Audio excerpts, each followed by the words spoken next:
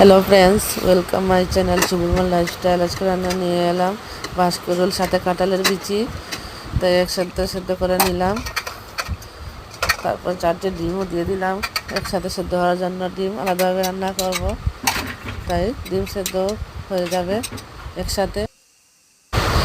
তারপর শুটকি মাছ শীতল সেদ্ধ করে ছেঁকে রেখেছি। তারপর দিয়ে দিলাম একটু জল, কাঁচা লঙ্কা, রসুন বাটা, হলুদ গুঁড়ো, লঙ্কা গুঁড়ো, জিরে গুঁড়ো। শুটকি মাছে দিলে ভালো লাগে না, তাই দিইনি। তারপর শীতলের জল ছেঁকে রেখেছিলাম দিয়ে দিলাম। তারপর দিয়ে দিলাম সেদ্ধ করা বাঁশকুড়ুল, কাঁঠালের বিচি দিয়ে একটু জাল দিয়ে দিলাম।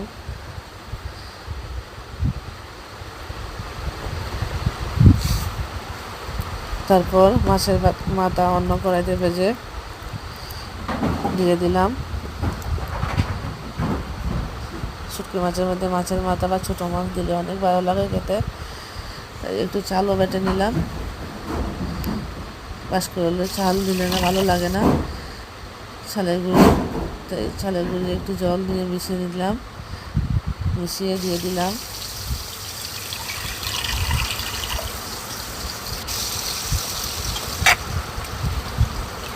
নামানোর একটু আগে দিয়ে দিলাম। তারপর নাগা ধনিয়া পাতা, এটাকে কী বলো তোমরা কমেন্টে বলবে, আমরা তো নাগা ধনিয়া পাতাই বলি। শুটকি মাছে এই ধনিয়া পাতা দিলে অনেক ভালো লাগে খেতে। হয়ে গেছে আমার বাঁশকুড়ুল। বন্ধুরা, আমার ভিডিও ভালো লাগলে লাইক করুন, শেয়ার, সাবস্ক্রাইব করুন। অনেকগুলো সিম্পলভাবে রান্না করি।